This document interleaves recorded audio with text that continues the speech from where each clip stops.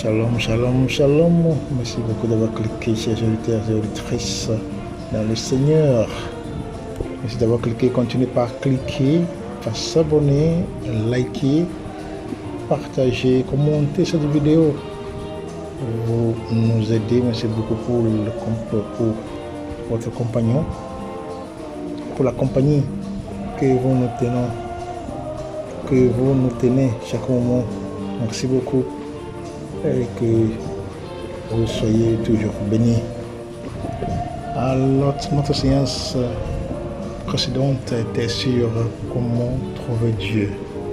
Comment trouver Dieu. C'est intéressant que la question de Dieu se pose toujours parce que ce canal est là pour pouvoir commenter, pour pouvoir parler de Dieu et homme, la relation qui existe entre Dieu et l'homme. C'est pour cela que le canal a été créé, pour que nous puissions discuter, pour que nous puissions être toujours inspirés par lui, afin de pouvoir réussir dans tout ce que nous entreprenons dans la vie. Cette vie, c'est pour nous. Dieu nous a donné la terre. Le ciel lui appartient. Donc tout ce que Dieu nous a donné pour pouvoir réussir dans cette vie, nous devons toujours nous inspirer à cela, de lui. C'est lui notre inspirateur. Donc c'est pour cela qu'il faut toujours rester accroché à lui, pour qu'il puisse nous donner cette illumination, cette inspiration, afin de pouvoir réaliser tous nos plans. Il ne faut pas oublier que chacun de nous est né sur une pierre précieuse, et cette pierre précieuse que moi j'appelle notre destin. Donc notre destin, c'est la pierre précieuse là. Qu'est-ce que Dieu veut que je fasse dans cette vie? Le seul saint. Donc il faut toujours s'accrocher à lui. Donc le plan, c'est la séance de ce jour, c'est sur comment connaître le plan de Dieu pour ma vie. Comment connaître le plan de Dieu pour votre vie. Ça veut dire que comment découvrir le plan de Dieu pour ma vie. Comment découvrir le plan de Dieu pour votre vie. Pour notre vie, c'est ça. Ma vie, votre vie, notre vie. À la fin, c'est la vie. La plupart des chrétiens aspirent à connaître le plan de Dieu pour leur vie. Mais il se pose beaucoup de questions à ce sujet. Comment le découvrir? Comment en être certain? Heureusement, la Bible nous enseigne plusieurs principes importants concernant la volonté de Dieu. D'abord, la Bible est remplie d'indications claires concernant le plan de Dieu qui s'applique à tous les croyants. Par exemple, dans le premier Thessaloniciens chapitre 5, versets 16 au 18, dit ceci, je cite: Soyez toujours joyeux. Soyez toujours joyeux, priez sans cesse, exprimez votre reconnaissance en toutes circonstances, car c'est la volonté de Dieu pour vous en Jésus-Christ. Fin de citation. Voyez, Dieu veut que tous les croyants soient joyeux, qu'ils prient en lui exprimant leur connaissance, quelles que soient les circonstances. Nous comprenons la volonté de Dieu par sa parole. Oui. Dans la fin de séance concernant la parole de Dieu, concernant comment connaître Dieu, c'est ça. On dit qu'il faut méditer la parole de Dieu, il faut méditer la parole de Dieu, lire, méditer la parole de Dieu. Il faut la contempler, il faut l'adorer. Cette parole de Dieu est parfaite. Et en l'étudiant, nous découvrons le plan de Dieu pour chacune de nos vies. Dans le 2 Timothée chapitre 3 verset 16 au 17, dit ceci, je cite: Toute l'écriture est inspirée de Dieu est utile pour enseigner, pour convaincre, pour corriger, pour instruire dans la justice, afin que l'homme de Dieu soit formé et équipé pour toute œuvre bonne. Fin de citation. Vous voyez? Donc voilà ce que c'est ça, comme introduction pour pouvoir parler de comment connaître le plan de Dieu dans ma vie. Pour ma vie. Pour ma vie. C'est ça.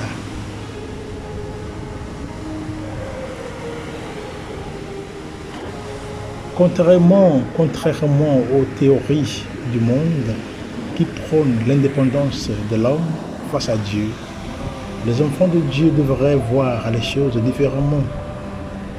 On voit cela dans Ephésiens chapitre 2 verset 10. Il déclare que, je cite, « Car nous sommes son ouvrage, ayant été créés en Jésus-Christ pour de bonnes œuvres que Dieu a préparées d'avance, afin que nous les pratiquions. Fin de citation. Nous ne sommes donc pas venus dans ce monde par hasard. Et notre objectif est de connaître et faire sa volonté. C'est ce que nous venons de dire maintenant. Mais comment les enfants de Dieu butent à ce sujet? Comment faire pour connaître le plan de Dieu pour sa vie, pour ma vie, pour notre vie? Comment faire? Une question qui veut son pesant d'or. Une question qui vaut son pesant d'or. Nous verrons dans les lignes qui suivent ce qu'il faut faire pour connaître le plan de Dieu pour sa vie.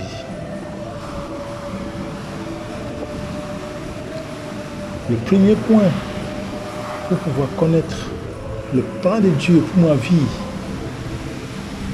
pour votre vie, pour notre vie, c'est d'abord demander à Dieu avec foi de nous le révéler. Demander à Dieu avec foi de nous le révéler. C'est le premier point. Dans Jérémie chapitre 33 verset 3, dit ceci, je cite, « Invoque-moi et je te répondrai. Je t'annoncerai de grandes choses, des choses cachées que tu ne connais pas. » C'est ça. Invoque-moi et je te répondrai. Je t'annoncerai de grandes choses, des choses cachées que tu ne connais pas. Fin de citation. C'est le désir du Seigneur de nous révéler ce qu'il attend de nous. C'est normal, puisqu'il est notre Créateur et notre Père. La première chose à faire pour connaître le plan de Dieu pour notre vie, c'est de lui demander en toute humilité avec foi. Oui, la foi joue un rôle essentiel dans ce processus. Jacques le souligne d'ailleurs dans le chapitre 1er de son épître. Dans Jacques chapitre 5 et Jacques chapitre 1 verset 5 à 7, je cite, « Si quelqu'un d'entre vous manque de la sagesse, qu'il la demande à Dieu, qui donne à tous simplement et sans reproche, et elle lui sera donnée. Mais qu'il la demande avec foi, sans douter, car celui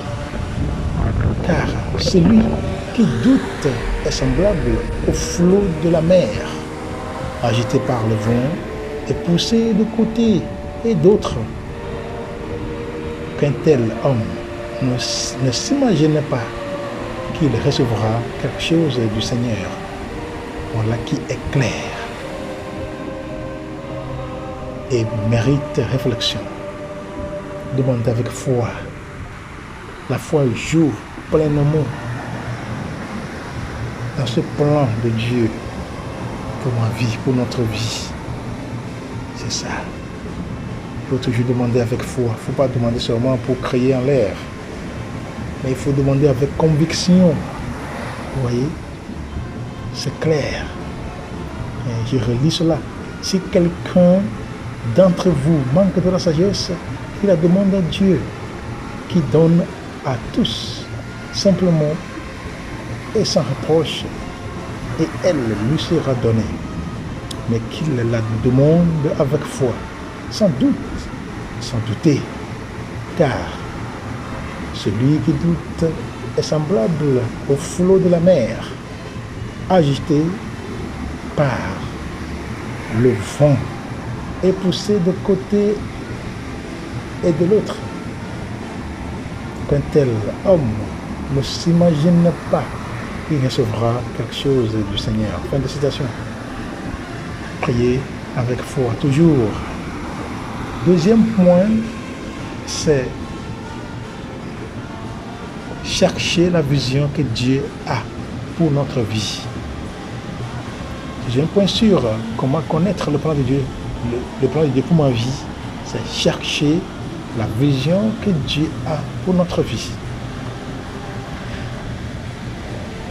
En Proverbe chapitre 29, verset 18, dit ceci: lorsqu'il n'y a point de vision, le peuple est abandonné, mais bienheureux qui garde la loi. Fin de citation. C'est pour la vision. C'est pour la vision. Bon, disons, c'est quoi la vision? C'est quoi la vision? C'est une question. C'est tout simplement le plan de Dieu pour ta vie, cher ami. Tout comme Dieu désire te révéler son plan pour ta vie, il est de ton devoir de garder la loi, c'est-à-dire de méditer jour et nuit sur la parole qui t'a été donnée. Tu ne connaîtras pas le plan de Dieu sur ta vie en effectuant des recherches sur Google, par exemple, en lisant des livres, par exemple, en participant aux séances, par exemple, en regardant les émissions télévisées, en imitant les gens de ce monde, mais en observant scrupuleusement ce qui est écrit dans la parole de Dieu. Ta vie est tellement importante qu'il est dangereux de la laisser entre les mains de la chance, de la probabilité ou du destin. Alors, si tu veux connaître le plan de Dieu pour ta vie, pour votre vie, si vous voulez connaître le plan de votre vie, cherchez dans la parole de Dieu. Il faut chercher dans la parole de Dieu. Troisième point, sur comment connaître le plan de Dieu pour notre vie, pour notre vie, pour votre vie. C'est méditer quotidiennement la parole de Dieu. Méditer quotidiennement la parole de Dieu. Pour pouvoir connaître le plan de Dieu pour ma vie, il faut que je médite quotidiennement la parole de Dieu. Et c'est pour ceux qui croient. Pour ceux qui croient. Pour ceux qui croient. Si on ne croit pas, ça c'est autre chose. Mais si on croit, c'est ça. Pour connaître le plan de Dieu pour notre vie, c'est nécessaire de faire cela. Donc ces ce troisième point, c'est faire méditer la parole de Dieu. La parole de Dieu. Il faut quotidiennement méditer la parole de Dieu. C'est très nécessaire, c'est primordial. Ça, c'est pour ceux qui sont chrétiens, parce qu'il y en a même où ils veulent brûler la Bible. Hein? Ils veulent brûler la Bible. Ils veulent financer la brûlure de la Bible. Parce qu'il y a tout dedans. Dans la Bible, il y a tout. Il y a la vie. Si on veut utiliser la Bible pour pouvoir être riche, pour pouvoir être tout ce qu'on veut être, la Bible est là. Tout est dedans. Donc, il faut toujours méditer quotidiennement. Il faut quotidiennement méditer la parole de Dieu. Dans Josué chapitre 1, verset 8, je cite, « Que ce livre de la loi ne s'éloigne point de ta bouche. Médite-le jour et nuit pour agir fidèlement selon tout ce qui est écrit. Car c'est alors que tu auras du succès dans tes entreprises.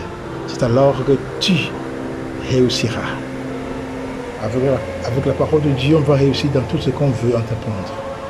C'est nécessaire de toujours méditer la parole de Dieu. Il ne faut pas laisser du côté. Tu veux t'assurer du succès dans toutes tes entreprises, alors tu sais ce qu'il te reste à faire, méditer. Et j'ajouterai, appliquer la parole de Dieu. Pas seulement méditer, il faut appliquer cela, il faut mettre ça en pratique. Nous savons bien ce que dit la Bible au sujet des auditeurs oublieux et au sujet de ceux qui mettent la parole en pratique. Jacques chapitre 1 verset 22 et 25, je cite, mettez en pratique la parole et ne vous bornez pas à l'écouter en vous trompant vous-même par de faux raisonnements. Mais celui qui aura plongé les regards dans la loi parfaite, la loi de la liberté, et qui aura persévéré, n'étant pas un auditeur oublieux, mais se mette à l'œuvre, celui-là sera heureux dans son activité. Fin de citation. Et c'est ça. Il ne faut pas lire seulement la parole de Dieu, parce que la parole de Dieu n'est pas un journal. La parole de Dieu n'est pas un journal qu'il faut lire rapidement et qu'il faut lire avec seulement au niveau intellectuel, mais c'est un livre spirituel. C'est un livre spirituel inspiré par Dieu. Tout ce qui est écrit dedans, quand on le met en pratique, on devient héros dans cette vie. C'est ça. La parole de Dieu est vivante. Tout ce qu'elle contient est pure vérité. Si nous croyons que Dieu ne ment pas, et qu'il est fidèle à sa parole, alors attelons-nous à méditer et à mettre en pratique tout ce qu'elle nous demande pour notre propre bien. Ainsi, en la mettant en pratique, le plan de Dieu pour notre vie se révélera progressivement à nous. Connaître Dieu, connaître le plan de Dieu pour notre vie, pour ma vie, pour ta vie, ne devrait pas être aussi compliqué.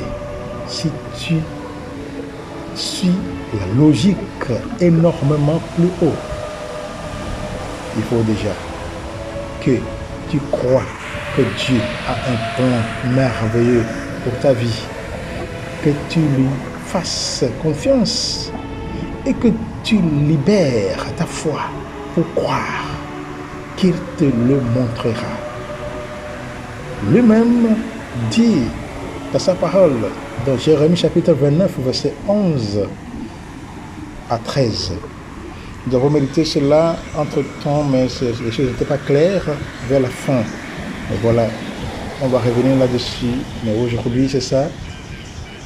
Et Jérémie chapitre 29, verset 11 à 13, je lis.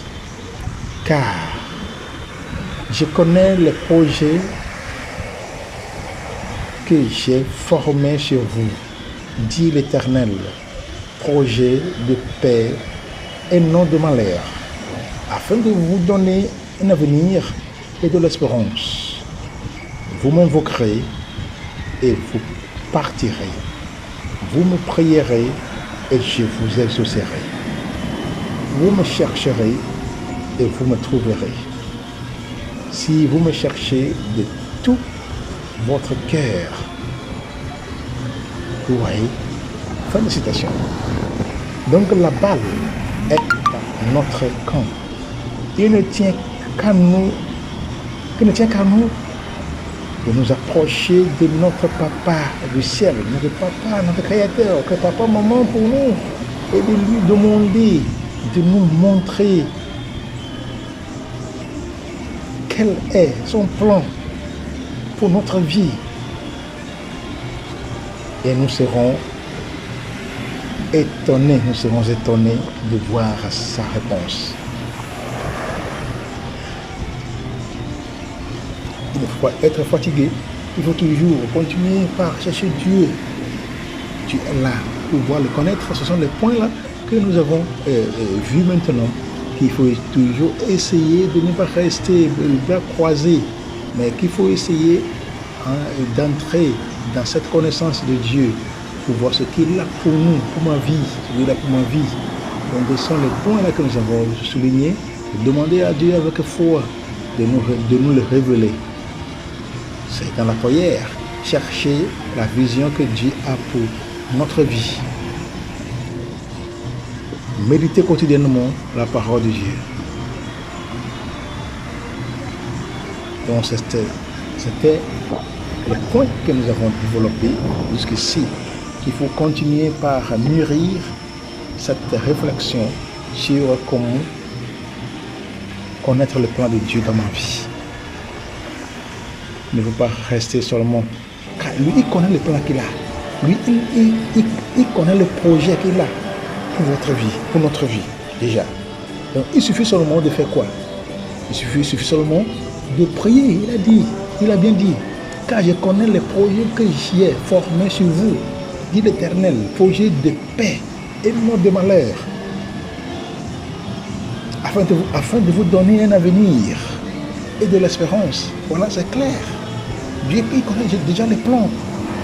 Donc, il faut voir si ce que je suis, qui suis-je aujourd'hui, ce que je suis en train de réaliser déjà, est-ce que c'est ça le plan de Dieu pour moi?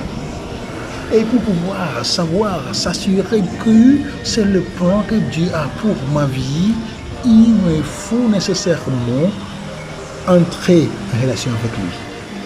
Dit-il, vous m'invoquerez et vous partirez. Vous me prierez et je vous exaucerai. Donc, qu'est-ce qu'on attend encore, ma chère? Qu'est-ce qu'on attend encore? Il faut prier avec conviction. C'est ça. Car lui, il connaît les plans qu'il a sur notre vie, les projets qu'il a sur notre vie. Il connaît ça déjà. Des fois, nous, on ne sait pas. Par exemple, il y en a qui vont à l'école, à l'université, pour faire une matière. Ils commencent par exemple avec la philosophie. Après quelques mois, il dit que non, ce n'est pas mon domaine, je voudrais changer. Il change. Et après, il veut faire la mathématique. Il commence par faire la mathématique. Et voilà. Après quelques mois encore, bien après un an, il dit que non, ça, c'est pas mon domaine. Il veut changer maintenant pour lettres et sciences humaines. Et entre la banque pour lettres et sciences humaines, il commence après un an, il dit que ça, c'est pas pour moi. Je pense que c'est pas pour moi, je voudrais faire tel. Donc, on ne sait pas là où on est, on ne sait pas là où on va. On ne connaît ni notre provenance, ni notre destination finale dans la vie. Donc, il faut toujours prier, c'est bon de prier, sinon on devient à la fin de 4 ans à l'université, ou 6 ans, au lieu de faire 4 ans, on va faire 8 ans. Il y en a qui vont faire 10 ans, en se promenant de matière en matière. à la fin de compte, on devient des généralistes. On devient des généralistes de chaque côté. On ne connaît pas quelque chose concrètement. On n'a pas un diplôme qui atteste ce pouvoir-là. Nous sommes formés dans tel ou tel domaine. Vous voyez, c'est parce qu'on ne prie pas, il faut prier pour pouvoir synthétiser son esprit. Il faut rester calme, il faut concentrer, il faut se centrer sur la vision que Dieu a sur nous. C'est en nous, c'est inné. C'est en priant que Dieu nous révèle que voilà, tu peux faire ça. Va étudier ça. Ainsi de suite. C'est seulement un exemple que je suis en train d'apporter pour que nous puissions voir clair. Mais c'est ça. Dieu a déjà le plan, il a déjà le projet pour nous, pour notre vie. Il a tout. Il veut nous donner un bel avenir et de l'espérance. C'est ça. Et qu'est-ce qu'on attend? Il a dit que nous nous accrochions à lui, que nous le prions. Il va nous exaucer. Qu'est-ce qu'on cherche encore? Il dit encore, vous me chercherez et vous me trouverez. Si vous me cherchez de tout votre cœur. Vous cherchez Dieu, vous allez le trouver. Si nous cherchons Dieu, nous allons le trouver. Si nous le cherchons de notre cœur, de tout notre cœur. C'est ça, de tout notre cœur. Chercher Dieu de tout cœur. Ce n'est pas chercher Dieu en l'air, non. De tout notre cœur, dit l'Éternel, c'est ça. Donc il y a tout là-bas, il y a tout dans la parole de Dieu. Il y a tout dans la parole de Dieu. Si on veut réussir dans la vie, il y a tout dans la parole de Dieu. Dans la parole de Dieu, il suffit seulement de méditer la parole de Dieu. Il suffit seulement de lire et méditer la parole de Dieu et pratiquer. Et essayer. Par exemple, je ne veux pas prier seulement pour que la nourriture tombe sur ma table. Quand je prie, si je suis en train de demander service à faire, il fait l'entretien pour des services, pour être embauché, par exemple, j'ai pris seulement et je ne fais pas la demande. Est-ce que ça va arriver? Non, ça ne va jamais arriver. Au fur et à mesure que j'ai pris au Seigneur de me révéler tel, et puis je suis en train de chercher aussi boulot, qu'est-ce que j'ai fait? Je dois aussi faire demande, parce que la prière ne va pas nous amener au boulot comme ça, Dieu vient nous donner l'argent comme ça, mais il faut aussi pratiquer quelque chose, il faut faire l'effort. J'ai pris pour une nourriture, oui, mais il faut que je cherche de boulot, c'est ça, je cherche l'argent, il faut que je travaille. Il n'y a pas un arbre qui donne de l'argent. On n'a pas des arbres qui donnent de l'argent. Dans le monde entier, on n'en a pas. On n'a jamais écouté qu'il y a un arbre qui a toutes ses feuilles. L'argent, non. Toutes ces feuilles sont de l'argent, non. On n'en a pas. Donc, mes chers auditeurs et auditrices, voilà ce que nous avons découvert encore dans cette séance d'aujourd'hui sur comment connaître le plan de Dieu. Comment connaître le plan de Dieu dans notre vie. C'est ça que nous avons découvert. Maintenant, continuons par mûrir cette réflexion encore, que Dieu nous aide à pouvoir bien entrer dans son intimité afin de pouvoir découvrir son plan dans notre vie, réussir pour que nos rêves soient réalisés, que nous nous réjouissions, pour que nous nous épanouissions dans cette vie, pour notre bien, notre salut et pour sa plus grande gloire. Mais il ne faut pas oublier de s'abonner, de liker, de partager, de commenter la vidéo. Merci beaucoup. Que Dieu nous bénisse et nous garde en tout temps. À la prochaine. Au revoir.